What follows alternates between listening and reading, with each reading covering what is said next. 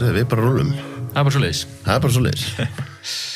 Frábært að fá þig heimsókn. Já, bara mjög gaman að koma. Við ætlum nú að gera þetta fyrir nokkru síðan. Fyrir löngu síðan, já. Já, löngu síðan. Já, koma þessu núna. Og við erum hérna á eiginlega bara alveg í enda ársins. Já, þannig það 28. ekki í dag, eða 9. 29. des, morgun. Og þú náttúrulega þekkir það örugglega betur en ég man þegar ég var svona sem mest að vinna við heilsu, að þá Íslendingar í dag, 29. des, ekki sama á Íslendingar eftir 3-4 daga. Nei. Þegar janúari byrjaði. Nei, og ég náttúrulega vinnandi við hreyfingu og heilsu mitt, að þá nóg að gera eftir sannlega 34 daga, sko. Já, og það var svolítið það sem ég langaði, að ég seti þetta örugglega í lofti svona fljótlega í byrjun ársins. Já. Að þeim langaði svona einhvern veginn bara meðal hlustandinn eða áhorfandinn sem kannski einmitt búin að vera núna sulla dálítið vel í sig yfir jólin á hlustu og allt þetta. Já. Og svo kemur samviskubitið og þá ætlar að byrja einhvern veginn allt hreyfingar heilsu árið þitt með samviskubit í farteskinu. Já. Hvað segir þú við fólk sem byrjar þar, því maður hugsar, þú veist, ef þú ætlar að fara að gera þetta lífstíl, sem ég held að við vitum öll núna, að þetta snýst ekki áttök, þetta snýst að gera þetta lífstíl. Já, algjörlega. Ekki eitthvað skakt við það ef þú ætlar að byrja þetta á einhvern veginn því að refsa sjálfur þér? Jú, klárlega, en ég held að sé mjög erfitt að taka þessa breytu út úr dæminu, sko.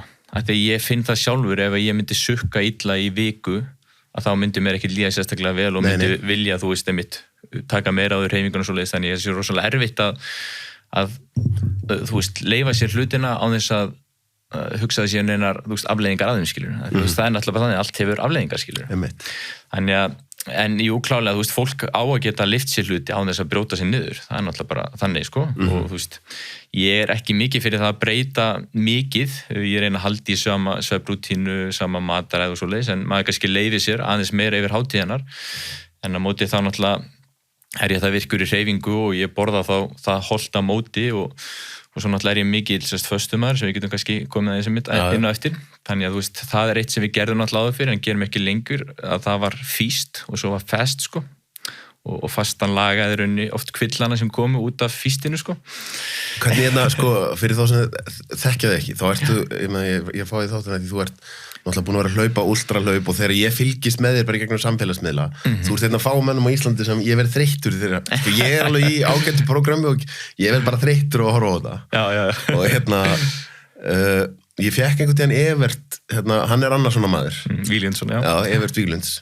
Og hann mitt sagði við mig, mér líður aldrei verð heldur en þegar ég gera vel við mig og fyrir einhverja bústaðaferð og ég einhvern viðbjóð í 2-3 daga, þá ég bara ákomi langar aftur í. Hvernig fyrir svona manni eins og þig að mitt talar jólin? Já, ég raunin alltaf bara svolítið, þú veist, ábyggilega ég sammála, en hvað ger ég þá? Þá bara, þú veist, slepp ég því, skilur. Þannig laðis ég, sko. Þú veist, ég borða alveg jólamatinn og allt svoleiðis, en ég ligg ekki og klára heila Macintosh pakka, sko. Það bara búið hjá þér? Já, ég er komin, þú veist, það langt í heilsu að ég veit hvað áhrif það hefur ekki bara á líkamlega heilsu sem þú kemst í rauninni upp með að gera rosalega margt, sko, en kannski aðalega andlega heilsu. Svefnin hjá þér og fleiri þeim dúra, því þú veist, ef þú vilt hámarka því sem einstakling, að þá náttúrulega þarfst að sofa vel, það númer 1, 2 og 3, kannski koma þess inn á svefnina eftir, og þú veist, þegar þú sefur vel, að þá verður allt hitt auðveldara. Þú veist, þá verður hreyfingin auðveldari, mataræði auðveldara, en þú veist, ef að eitt klikkar, þá fer hitt svo að klikka, svo klikkar að þriðja, og þannig verður þetta náttúrulega bara vítahringur, skilur. Þannig, þú veist, eins og í dag, bara það, svo bara við tölum áfengi, skilur. Áfengi náttúrulega bara eitur fyrir líkamann. Þú veist, að fá sér einn bjór, ekkert agalega, skilur, þú kemst alveg vel með það leiður komin í eitthvað magn, að þá kemur það illilega niður á svefninni hjá þér. Þannig að gæðin í svefninni verða mjög slæm. Það eru mjög margir sem á því að fá sér kannski 1, 2, 3 bjóra því að það hjálpa þeim að sofna, sko. En það skiptir hann ekki í máli. Það sem gerist þegar þú ert sofandi, það skiptir máli. Sem eru gæðin, skilur. Og þetta svo klikkað, því eins og segir, við munum koma betur inn á svefnina eftir að bara hlutir eins og ef að taugakerfið þetta að læra eitthvað nýtt, það gerist bara í djúpsvefni, sko. Já. Þú veist að ef maður sefur illa, þá maður bara mun lélegri í að láta heilan muna hluti og láta heilan læra nýja hluti. Já. Og við erum svolítið komin á þannig stað að ég man að ég gerði þetta oft í fyrirlesturunum þegar ég var að tala við fólk og þá spurði ég með nokkar atriði, það hreyfing, það næring, það svefn, þú veist, hvað myndu þið núna halda að væri mikilvægast að þessu? Já. bara 95% sögðu svefn. Fyrir ekki svo löngu síðan hefði enginn sagt svefn. Þannig að fólk orðið meðvitað svefnin, en þá kemur spurningin hvað fólk að gera í því. Svefnmynstrið hefur aldrei verið verra en núna. Nei. Og sko það eitt sem stórt vandamál hjá okkur, bæði með svefnin, með mataræði, með hreyfingu. Sko, ef þú horfir bara, ég tala mikið dýr í náttúrunni og nota þau mikið sem í rauninni bara, þú veist, svona ef við gerum þetta, ástæðan fyrir hér að það því við erum að gera þetta allt öðruvísi, skilur. Og ástæðan fyrir því að við erum komin á mjög slæman stað með mataræði, hreyfingu, sjúkdóm, allt svoleiðis, að við erum hætt að borða eins og dýr og hafa okkur eins og dýr. Það er ekki flóknara það. Okay. Þannig þú veist, við erum ekki að forgangsraða í rauninni leik, fjölskyldu, heilsu á það staði sem vættum og náttúrulega næringu, skilur. Þú veist, í dag erum við að borða mat sem næringasnauður, sem hefur slæm áhrif á líkamann í staðin fyrir að borða sem hefur mestu næringuna, gefur okkur bestu orkuna og hefur bestu áhrif á líkamann, skilur. Þannig að gera þetta akkurat vitlu, skilur. En hvað með mannesku sko, sem kannski ekkert í svakalega góðu prógrami með sína heilsu, þá þarf stundum smá, ég kalli þetta kannski flugbraut, til þess að byrja að fá veljiðanuna. Það er að segja að fólk kannski finnur ekki á bara dettur aftur í sama farið. Algjörlega. Síðan eins og þú varst að lýsa þér, að þú veist einhvern veginn bara ef ég geri þetta þá hefur það þessar afleiðingar. En það hefur svona miklar afleiðingar fyrir þig af því þú ert í góðu jafnvægi og þér líður vel, þá finnur þú hvað þetta gerði fyrir þig. Manneskja sem alltaf í ójafnvægi, hún á kannski erfitt með að gera þessa tengingu. Af því hún bara alltaf í ójafnvægi. Og fullkomið dæmi, skilur, eins og bara ef við tökum sykur, skilur. Ég borða mjög lítið af sykri og ég veit hvað skaðsemsáhrif sykur hefur á líkamann. Og einstaklingur sem borðar mikið af sykri, hann finnur ekki rosalega fyrir að borða sykur. En þegar ég tek inn mikið af sykri, ég bara finn alveg fyrir því, skilur. Og alveg sama hvort þú tekur sykurinn einan og sér eða hvort þú taka með mat? Sko, ég myndi segja bara að magni gerir eitrið, sko. Þú veist, því meira finn ég fyrir því, en klárlega náttúrulega, þú veist, ef við tölum ef við tölum sykur sem í matvælum, þá það allt öðruvísi náttúrulega. Þá að fá næringarefni, þú að fá trefjar, þannig það allt öðruvísi áhrif á líkamann. En hérna ég meira kannski að tala bara hvítan sykur. Já, en ég meina eins og með mig, þá finn ég það ef ég að borða máltíð sem með mikið af fitu og próteinum og trefjum, þá finnst mér eins og sama magna sykri fari betur í mig heldur en ef ég myndi borða hann tóman. Já, og það ástæðan fyrir því í rauninni bara blóðsykur, sem við getum alltaf kafa ansi djúpt. Og þú veist, það það sem trefjan til dæmis gera, og það sama ef að þú ert með, þú veist, eins og bara ef við tölum eitt besta heilsuráð sem ég get að gefa eins og þætti, tengt mataræði, hvaða röð þú borðar matinn, sem tengir speintar af blóðsykur. Þannig segjum þú sért með fisk, þú ert með gremmiti og þú ert með hrísgrjón. Ef þú byrjar og kannski sósu með því eins og flesti gera. Þannig að þú byrjar að borða fiskinn og sósuna, byrjar að borða gremmitið, svo fiskinn og sósuna og svo endar á kolvetnunum, að þá getur verið að fá alltaf 70% minni blóðsykursveiflu heldur myndi gera þetta akkurat dögugt. Já, það er svoleiðis. Það er svoleiðis. Ég hef alltaf svo gaman að einhverju svona sem ég hef ekki endilega heyrt mikið á sko. Og svo bara það eitt og sér, ég hef aldrei drukkið mikið með mat. Ég bara veit ekki, þú veist, af hverju nákvæmlega það er. Svo var ég að komast þegar núna daginn að það er sem heitir Glucosgatis á Instagram sem svona eitthvað mesti ábyggilega sérfræðingur tengt blóðsykri, hefur gefið út bók og margt svoleiðis. Það að drekka á eftir mat og þá sérstaklega þú ert með sykrur í matnum í rauninni, að þá getur aukið blóðsykursveiflunum alltaf 30%. Og það voru náttúrulega íta á eftir því sem að koma inn í kerfi hér. Og þetta snýst í rauninni alltaf það, þetta snýst magnið sem þú ert að borða af sykurum þá, í kerfið á sama tíma. Þannig að þú tekur blandibóka 100 grömm og þú borðar hann yfir allan daginn, að þá hefur það ekki rosalega áhrif á blóðsykurinn þegar kemur upp og niður, en þú tekur hann á 10 mínútum, að þá kemur höggið, sko. Þá kemur að öðru einmitt svona sem að annað, að við pælum rosalega mikið í hvað við borðum, sem auðvitað skiptir öllum máli. En við pælum mjög lítið í hvernig við borðum. Já, en á sama tíma og við pælum rosalega mikið í hvað við borðum, þá erum við að borða snar vitlaust. Hárrétt, en ég meina jafnvel þó við séum ekki að framfylgja því að þá vitum við samt, þú veist, meðan manneskjan veit alveg að sykur er óhollur. Og það annað sem langaði líka að koma inn á í þessum þætti, sem eitt að hafa upplýsingarnar á vitneskjuna, annað af hverju framkvæmum við ekki það sem við vitum er gott fyrir okkur. Og þess vegna tala ég oft í dýrin, skilur, af hverju og hérna ég þá að tala frjálsdýr, þannig ég ekki allir dýr sem búa hjá fólki eða svoleiðis. Þú veist, hvað einkennir dýr, af hverju, þú veist, ef þú horfir á bara fullt af fiskum í sjónum, það bara fiski hérna Hjörðssona sem að fara í svonum, akkur ekki helmingur af fiskunum feitir og hinu venjulega, skilur. Þeir eru allir eins. Það kemur á umhverfinu. Umhverfi mótar einstaklingin. Þannig að þú ert með matarumhverfi, þú ferð hérna í Krónuna eða Bónus og rúmlega helmingurinn af vörunum, ákveður svona 70-80% unnin vara af einhverju leiti, mikið sykur í mjög mörgu, að þá mun einstaklingurinn náttúrulega bara verða í takt við umhverfið sitt, skilur. Þannig að þú tekur einhvern og setur hann í Afríku, það eru til ættbálkar í dag sem búa bara frumbyggjar á svona, skilur, sem hafa ekki komist í snertingu við allt sem við erum í kringum. Hvernig heldur að lífstíðstengdir sjúkdómar og heilsufarskvilla séu á þeim? Þeir bara þekkið ekki til, sko. Og eins og segir, sko, en þá það aftur, meðal manneskjan sem að hlusta, sem kannski að borða mikið unnum að, kannski borða eitthvað sem fiktar í blóðsykrunum hennar 4-5 sinnum á dag, þá líka þetta að hvað á fólk að byrja? Að því það ofta ekki vænlegt einmitt að ætla að fara í eitthvað átaki, ætla að laga allt á einum degi. Nei. Að því, þú veist, þá bara því miður dálítið líklegt að það verði allt komið í sama fara eftir 3-4 daga. Af því þú refsar af því að þú náður ekki að framfylgja svo öllu. Hvað myndirðu segja ef það eitthvað að hlusta sem langar bara núna, þú veist, að byrja að laga, hvað á fólk að byrja? Hvað mikilvægt? Í mataræði? Eða hreyfingu? Eða hreyfingu, já. Það spurning bara hvort svefni. Já, hvort við að taka og hversu djúpt við að fara. Sko, ekki fínt að byrja bara svefninum? Að taka hann svona yfirleitt það sem allir gera, sko. Sko, mér langaði reyndar, förum víðum öll. Já. Og mér langaði áður við förum, að því mér langaði að fara dýpri í allir svo hluti. Þá langaði mér að spyrja þína vegferðars.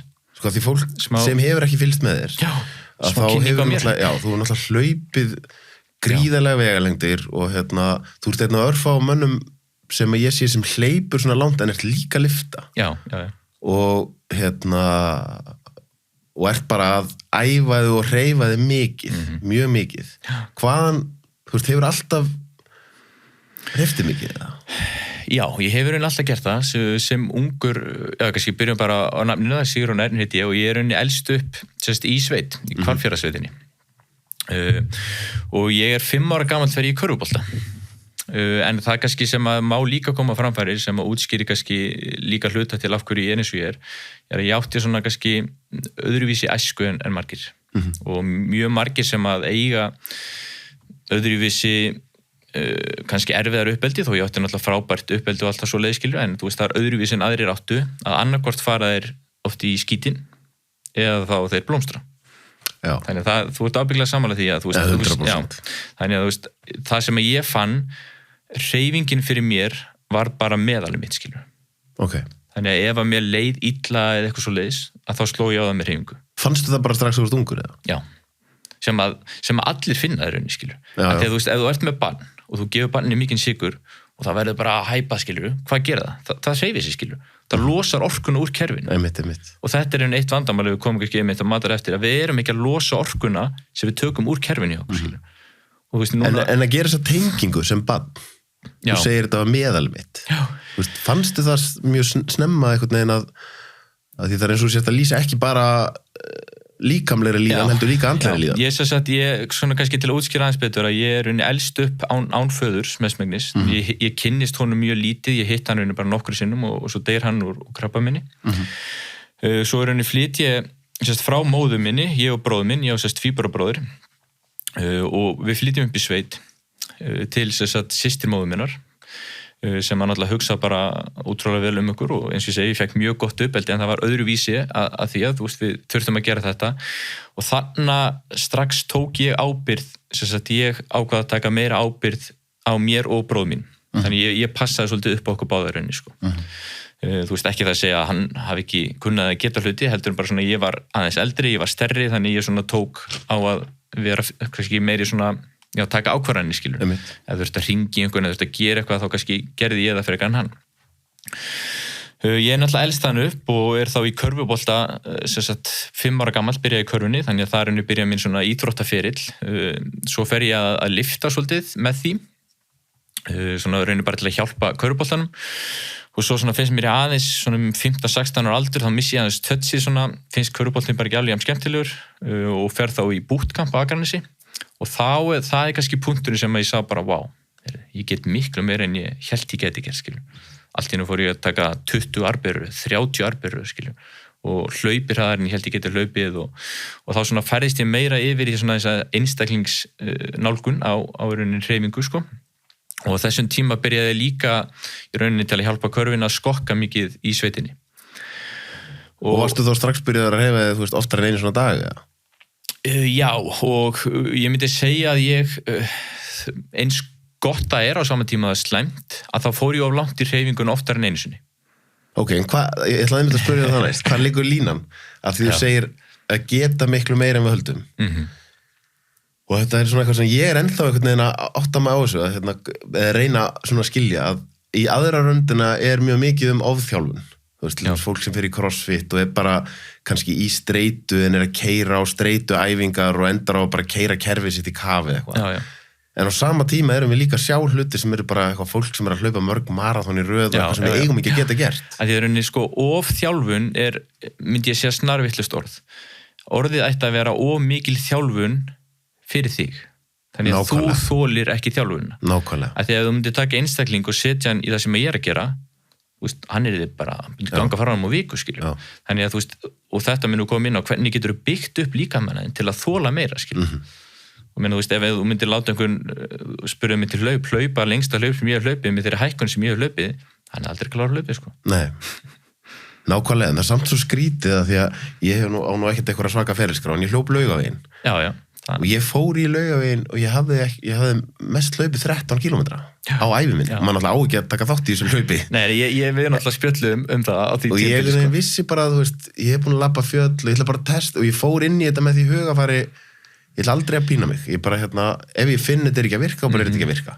Og þá kannski eitthvað við að fara inn í þetta með svona afslappaður, en þá það, ég hef búin að sjá þetta oftar en einu sinni, að líkaminn minn þoli meira en ég hélt. Ég líka gekk Jakobsveginn einu sinni og þá hugsaði ég lógist myndum að hugsa eftir því sem ég geng lengra því þreyttari verði ég, en það varð öfugt. Já, þú fékkst orkuna. Já, ég bara byrjaði að labba eitthvað 20 kilometra á dag og var alveg með hælsæri og vakna stífur. Yfir í síðustu dagana labbaði ég 40, 45 og 50 3 daga í röð. Já. Og þegar ég var búin að klára síðasta daginn rúmlega 50 kilometra á einu degi, þá hefði ég bara til í aðra 50 daginn eftir. Já. Þá fór maður að hugsa að þessi líkami náttúrulega ákveðin maskínu. Algjörlega, sko. Þannig að manst þú hvenær að þú byrjaðir að reyna á, ef við segjum, slettum limitið þitt? Já, sko, það fer eftir hvort við höfum að tala limit þá tengt þolmörkum í hreyfingunni eða limitið tengt, að þjálfa of mikið eða hvað við erum að skoða. Já, ég meina eins og bara þetta sem þú ert að gera með ultrahlaupun og þegar þú segir of mikil þjálfun fyrir þig, á hvaða punkti ferða hugsa, nú langar mig að prófa hvort ég geti gert hluti sem meðalmanneskjan ekki að gera. Já, það hefur okkur verið mitt 2011, Laugavegurinn, að það var fyrir mitt fyrsta ultrahlaup, sko, og þá náttúrulega hafði ég enga hugmynd hlaup eða neitt svo leiðis, hvernig átt að næra sig á hlaupum og fleiri þeim dúr sem að heldur betur lært aðeins inn á í dag. Og þegar ég var ekki einu sinni hálfnaði með hlaupið, að þá var ég búinn, sko. Þannig þá var ég, líkamlega ákjast að geta, var búinn þá. Þannig eina sem hélt þá áfram var hausinn, skilju. Getur það verið hættulegt ef að fólk með mjög sterkan haus?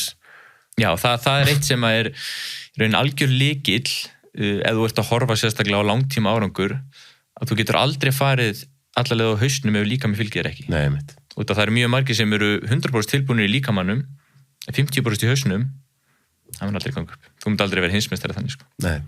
En maður hefur hugsað eins og til dæmis sem ég held að er það ekki rétt hjá mér að svona íktasta hlaup sem Íslendingur hefur tekið var Elísabet Margeirs?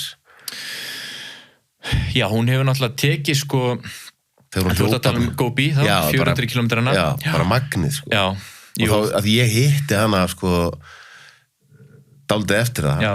Og það sá á henni, sko. Já. Og það náttúrulega, það er svo margt sem spilar inn í þessu utanverðhlaup. Eitt náttúrulega vegalendin, hitt hækkun og lækkun, veðurfarið, undirlagið. Þannig það er svo margt sem að spilar inn í, en hún náttúrulega eins og segir að hún ekki bara hljópi þess að 400 kilometra, heldur var hún að fara upp fjöll og fyrnindi og í þvílíkan hita og á sama tíma þvílíkt frost, sko. 400 kilometra, bara er ekki bóli. Þannig að klárlega, og svo var hún náttúrulega með eiginlega. Þessi þáttur er áskriftaþáttur. Inni á sölvitryggva.is fá áskrifundur aðgengi að öllum útgefnum þáttum, aukaefni og nýjum þætti í hverri viku.